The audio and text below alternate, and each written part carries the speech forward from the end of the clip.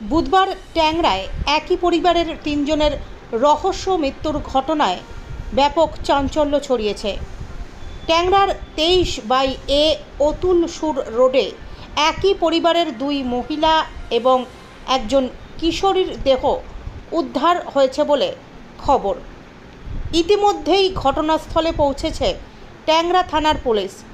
2 মহিলা এবং ওই নাবালিকা আত্মঘাতী হয়েছেন নাকি এই ঘটনার পেছনে অন্য কোনো রহস্য আছে তা খতিয়ে দেখছে পুলিশ। জানা গিয়েছে একই ঘর থেকে 3 জনের রক্তাক্ত দেহ উদ্ধার হয়েছে। 3 জনেরই হাতের শিরা কাটা ছিল বলে সূত্রের খবর।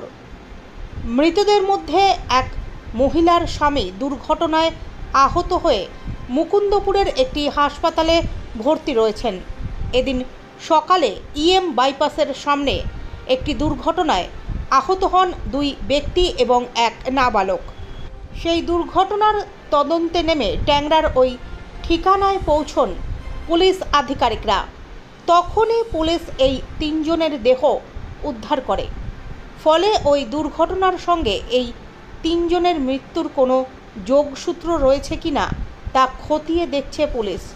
ঘটনাস্থলে যাচ্ছে লালবাজারের হোমিসাইড শাখার আধিকারিকরা। ঘটনাস্থলে পৌঁছেছেন কলকাতা পুলিশের joint CP crime Rupesh Kumar.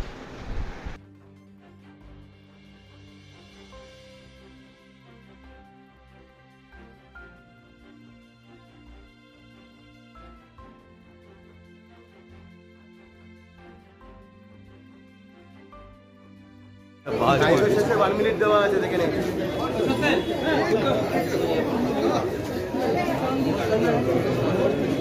সুন্দরভাবে লিখছে আমি কোনো কিছু লিখছি না সবাই সুন্দরভাবে লিখছে